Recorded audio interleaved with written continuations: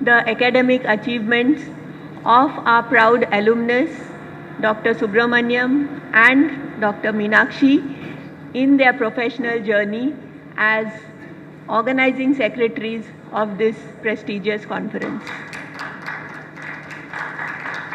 I feel extremely proud as a faculty of Kasturba Medical College, Mangalore, Manipal Academy of Higher Education, to see the progress of our alumni. I am very happy to introduce Dr. Kaushik Ganguly, who is a social policy specialist in child survival at UNICEF. And without spending much more time, I would like Dr. Kaushik Ganguly to speak on a very important topic of early childhood development. Over to you, sir. Thank you so much, madam. And first of all, uh, let me thank IAP for organizing this GDBPCON. It's one of a kind, and it's really at a very opportune time for us as we see rising issues of growth and developmental challenges in children. For actually, as I was walking up to the stage, I was thinking that there's a saying in English called preaching to the pulpit, which essentially means preaching to people who are already committed to the cause and know about the fundamentals and the things. So I will not try and take up much of your time, but more in the interest of flagging a few issues for further discussions and considerations. I would like to draw your understanding and attention to certain aspects of how we approach child growth and development from a very policy angle. As in UNICEF, we work more at a policy level rather than at a practice level. So when we look at issues of children, and as we look at the data that comes from either sample registration survey or National Family Health Survey, we see that states like, particularly southern states like Tamil Nadu and Kerala, has made magnificent strides in achieving reduction in mortality in children, particularly in the space of particularly neonatal mortality, and that has been achieved over decades of investment in good quality care during pregnancy, good quality care of mother and children in the perinatal period as well as the neonatal period. But and which means that increasingly in these states, more children who are at risk, who are vulnerable, who are actually perhaps not surviving in other states, who have other mortality rates, are actually surviving in our states, in these states that I am talking of, Tamil Nadu and Kerala particularly, and which means that these children, when we are discharging them from our facilities, they go back to the community. Whether the community or the parents and the family, the immediate and the extended family, whether they are prepared to take care of these children at risk and who are vulnerable, who needs more care and support, whether the society and the community and the family is prepared to take care of these children is something that we need to understand and see. Because as goes the theme of this conference, the growth, development and behavior of the child, cognitive development of the child, does not happen just in genetics is a major factor, but the society and the ecosystem that in which a child grows up is immensely important and often also determines the outcomes, the development outcomes of the child. So, as UNICEF, as part of the global fraternity, we have been for some time talking about a nurturing care framework for growth and development of children, in which a few key pillars are of utmost importance as we see.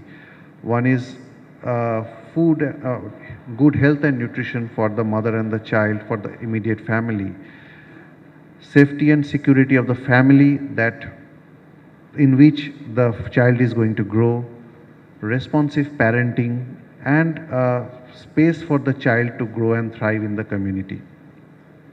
And in which case what we are currently seeing is that we are perhaps doing well from the conception to the early neonatal phase of the child's life, but perhaps we are, as a matter of policy and practice, do not have the system in place to pay a lot of attention to what happens to uh, mother in the preconception phase. The health of the mother in the preconception phase is equally as important as the health of the mother when she is bearing the child. And when we are discharging the child in the postnatal phase, where follow-ups become more difficult, particularly in certain communities in the lower income strata of the community, where people may not have the wherewithal and the resources to come regularly to health facilities for follow-ups and checkups.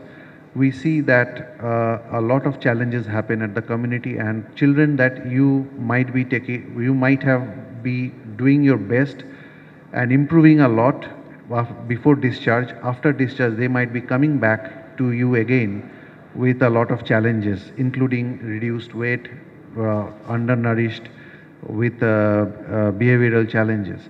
So, what is it that we can do to improve responsive parenting as a fraternity, as a fraternity that is invested in the well-being of the children, growth and development, cognitive development of the child? What can we do to improve responsive parenting uh, for for the children, and what is the appropriate time when we start to tell parents how to do a few things right when they are managing their children, is something that is of utmost importance.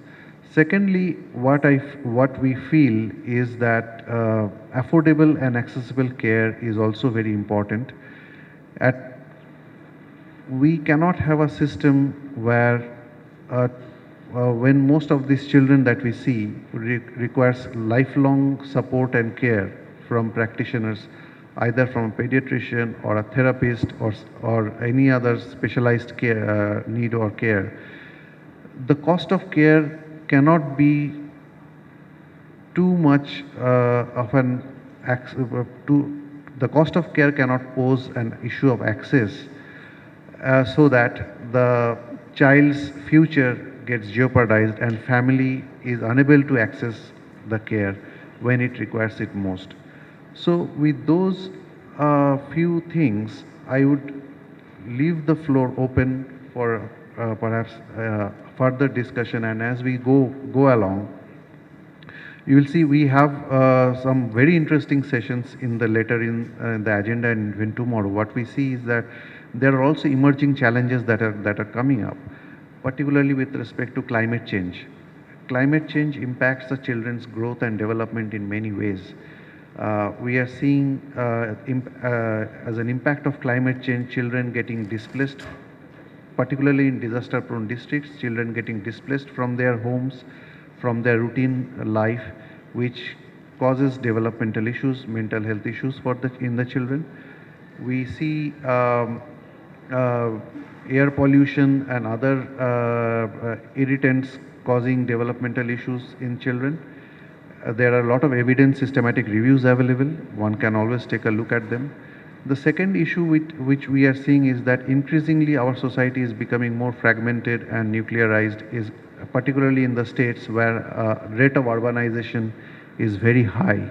And in such cases, what we are seeing is our traditional care pathways, which we or you as practitioners follow, uh, is rooted in a concept where we expect the family to be able to partake in the care, or the extended family to provide support.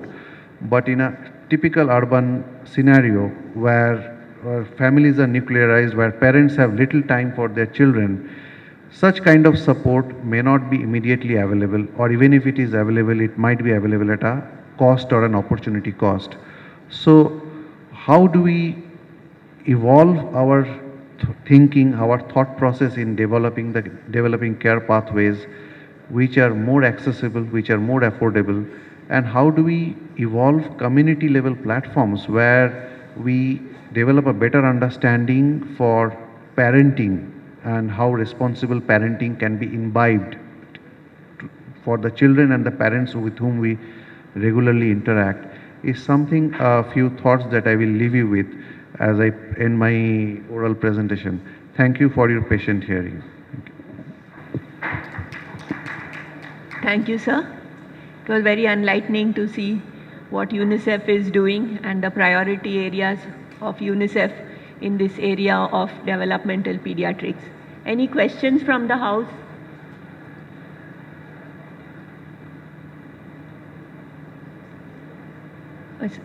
Sir, how does UNICEF work with the Government of India in this sphere?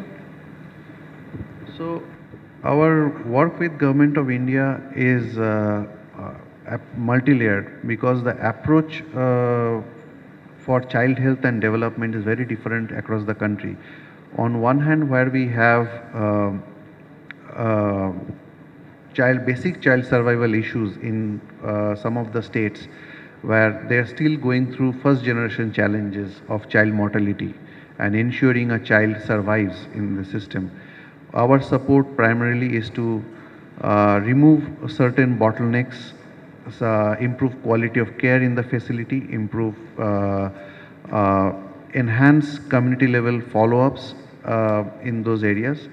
For states, particularly in UNICEF parlance, we call the 5 southern states as the learning lab states, states which have already overcome some of those first generation challenges, have reduced mortality to the extent that which the system mimics almost middle and in certain cases high income countries. In such cases where we are explicitly focusing on growth and development of the child, particularly with respect to supporting government programs like the Rashtriya Bal Swasthya Karyakram (RBSK). I heard about our earlier panelists talking about DEICs. We work on strengthening the DEICs. The next level of engagement is to see how we can take some of the services that are available in the DIC closer to the community so that it's more accessible, because for us still for a certain strata of society, coming to a DIC means foregoing a day's wage, which many parents are may not be happy to do or may not be in a position to do. So the objective for us in this case is to try and bring services closer to the community, and also how we engage the community and the parents in improving the quality of care is one area that we focus on. Thank you. I have a question for you, sir. I was part of the growth chart committee of the Indian Academy of Pediatrics, which developed the growth charts for 5 to 18-year-old children. Now, the problem that all of us as pediatricians and pediatric subspecialties find is, under the age of 5 years, we all have been instructed to use WHO growth chart, which the Government of India and Indian Academy of Pediatrics has accepted. The trouble is that 50% of all our children in urban area and up to 70 to 80% of all children in rural area fall below the WHO norms. And hundreds of thousands of these children get referred by the Anganwadi workers as malnourished. So time and again, we have actually repeatedly written to ICMR. ICMR this year actually took a lead to produce India-specific 0 to 5 growth charts, and I hope that project goes forward. But what I want to ask you is, as a policy maker, I understand that certain norms across the world will have to be followed, like WHO standards for children under 5 for inter-regional or inter-country comparison. But when it comes to clinical management of children, there has to be a different approach, or at least UNICEF as a body may advise the government of India to use different norms for clinical use. That's my request and suggestion actually.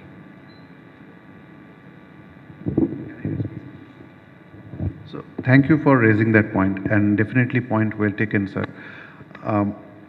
Like you rightly said, as a matter of policy, we have to have standardized norms. And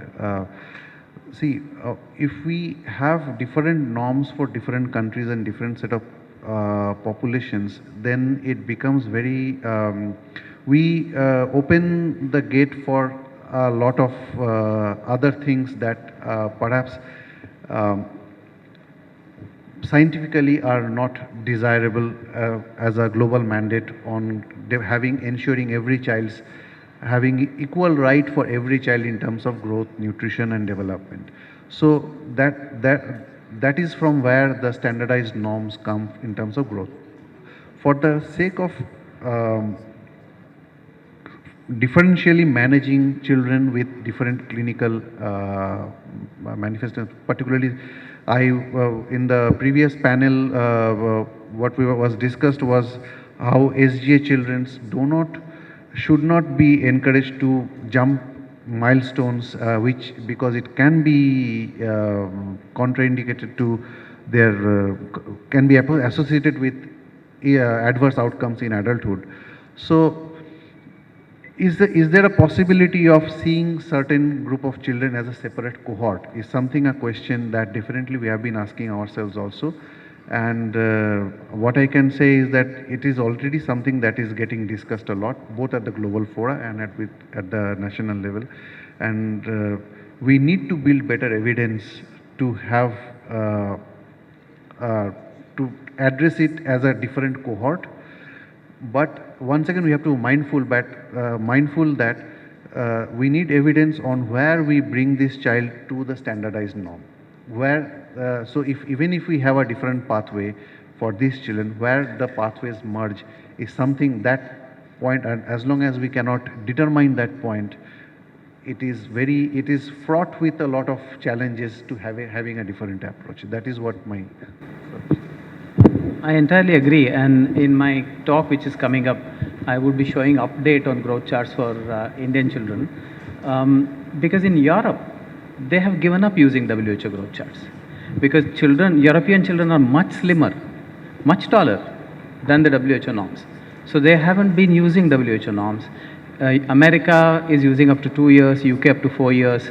So I think we are actually writing an article in BMJ where we are discussing what may be the right way forward, as you mentioned, for South Asians and Southeast Asians. Because the number of children who get categorized as malnourished, low weight for height, using the WHO chart, if you look at NHS 1, 2, 3, 4, 5, and we have published a paper last year, nothing had changed. Our rate of malnutrition, as per WHO norm, remain between 18 to 21%. In fact, in NFHS 5, it's looking higher. So, in that case, are we using a wrong yardstick? Because everything has improved. India's national income has improved, per capita income has improved, as infant mortality has gone down. Then are we using a wrong yardstick? And whether UNICEF would be willing to actually discuss this with the government. I mean, it's something that worries every single pediatrician. I'm sure people in this audience would agree that every single time a child gets referred to a pediatrician for failure to thrive, and 50% of the times or more, it's a normal child. It's a small child of small parents. So it's actually something that really, really requires a lot of deep thinking and advisory, of course. And as you rightly pointed out, we shouldn't do something wrong, and by doing that, we shouldn't be classifying diseased children as normal. That's the biggest fear. That's the biggest fear of changing the norm. So, as a, like you gave the comparison with respect to Europe and USA, they are at a very different trajectory than us, basic, in terms of basic, ensuring basic sustenance and right of the child. And for us, we are still yet to reach that level. So having standards, having that can lead to discrimination in going forward is also something that we need to see, particularly in Indian context. That is very relevant to our context. And that it needs to be discussed and analyzed in a holistic manner, everything. That's what my submission is. Thank you so much. Thank you, Dr. Maman, for that interesting.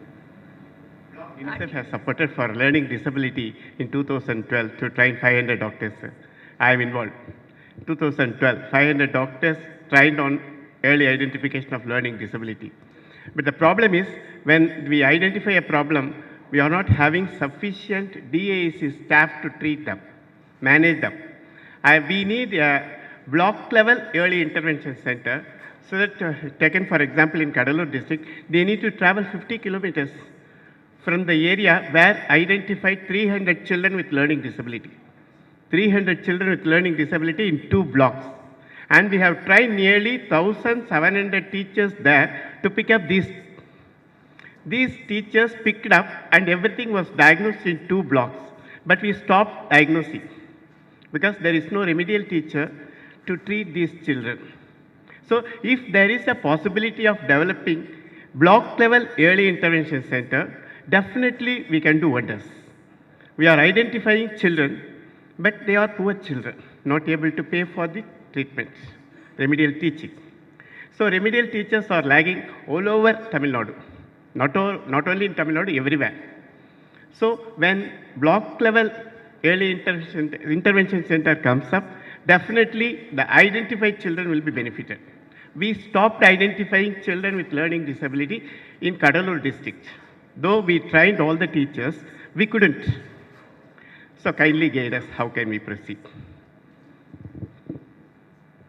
Thank you so much, sir, and thanks for raising that. We have been discussing this from time to time, and I'm really happy to meet you in person. So it's for us, when we are looking at this from a policy level, what we, please sit, sir. For us, it's a challenge of scalability at times, and what is a very unique and good intervention in a district. When we go and talk to the government, governments have very what we call as fiscal space. There are constraints to how much budget can be allocated for what. And there the biggest challenge, biggest constraint is where human resources, more human resources have to be deployed. So in such a scenario, and in the current global context where budgets are shrinking, and for health, post-COVID, we have seen that budget for health has again shrunk from before, nationally, across the board, internationally as well. So how do we sustain some of the unique initiatives what like Dr. Chidambaram, Dr. Shiva Prakasam has said, in which human resource intensive interventions may not always be scalable, and there we need to see how technology can help, how digital initiatives can help in making resources accessible to the parents and bringing care closer to the community. Thank you so much, sir. Even in the district early intervention center, we couldn't do IQ for all the children. We hired people to do IQ for 300 children. There's insufficient staffs even in the district early intervention center. The remedial teachers are not that much good trained. So if the remedial teachers are very well qualified, they can train the teachers in the DAEC itself. We advise inclusive education, and we advise we should have this resource room in the schools. But everything is in dream, not in reality. Because these children have normal or high normal IQ and multiple intelligence. With little effect, they can blow. So kindly help us. We actually designed a tool with 35 questions. More than 13 questions screen positive. Within 40 minutes, every doctor able to diagnose. Yesterday, we gave a training to the doctors. Within 40 minutes, they will be able to pick up learning disability children. But what next? Thank you, sir. Thank you, sir. Thank you. Kindly take some. Any more questions? If there are no questions, we'll close this session. Thank you, sir, for that very participative discussion. Thank you.